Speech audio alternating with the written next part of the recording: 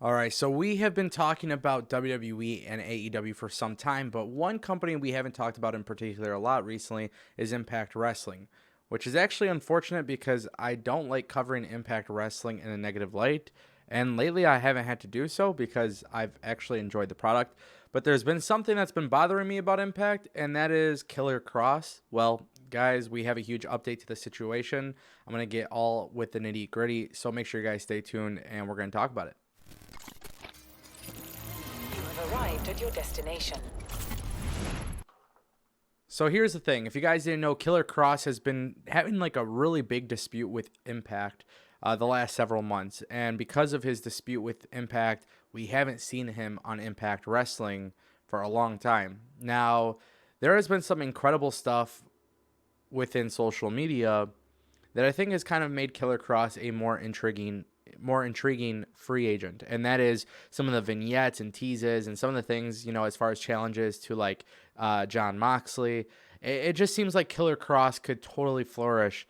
And a company like Impact, it almost makes you wonder why it didn't work out, because they do have a little bit more of the grunge and a little bit more of the fun aspect to the company. There's a little bit of hardcore. There's a little bit of, it's not that entirely serious, and it's a good product and it's consistent. And I think a lot of times, the presentation's a little out of whack, but I think character-wise, Killer Cross definitely does fit in the sense of every word, Impact Wrestling. And I think, no pun intended, he's definitely the guy who can hold that company torch.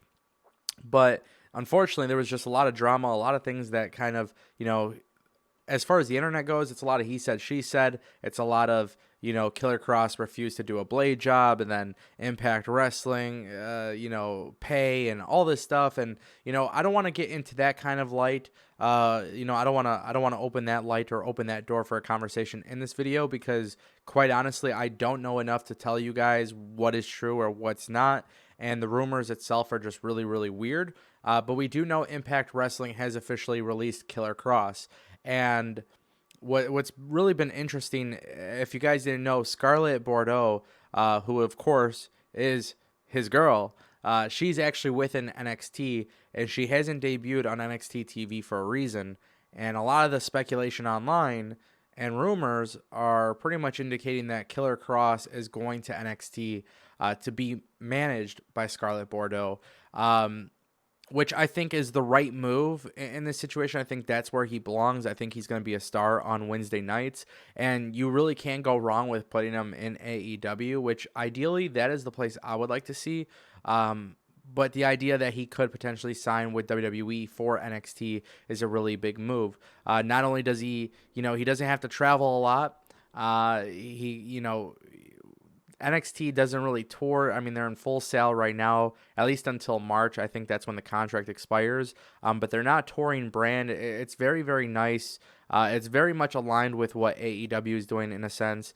There's very, very little work that you have to do other than Wednesday nights. And then, of course, some of the developing talent, they do the house shows. But for the most part, Killer Cross would have a pretty nice schedule working with NXT. And of course, there are some big programs there with Adam Cole, Johnny Gargano, Tommaso Ciampa, and then of course Finn Balor and Keith Lee. I mean, there's so many guys that he could work with, and I think there's just a couple more intriguing matchups in NXT for him versus AEW, but I think he would be a great fit anywhere. To me, I always believe that Killer Cross could eventually be a top guy for WWE as a heel, and it's almost like in the sense of like Drew McIntyre. It's eventually going to happen. You just don't know when it's going to happen. And hopefully it happens soon. But of course, I'm excited to see what happens if he does in fact sign with NXT. I look forward to his debut. No word yet on if there is a 90-day non-compete with Impact. I'm going to assume there is. But their releases are a lot different from WWE and other companies. So we're going to talk more about this once we have more updates. But let me know what you guys think. Is this a good pickup for WWE, or would you guys rather see him in AEW? Guys, it's your boy Tony at Tango with Ango on Twitter. And thank you for watching Destination Pro Wrestling. I'll see you next time. You have arrived at your destination.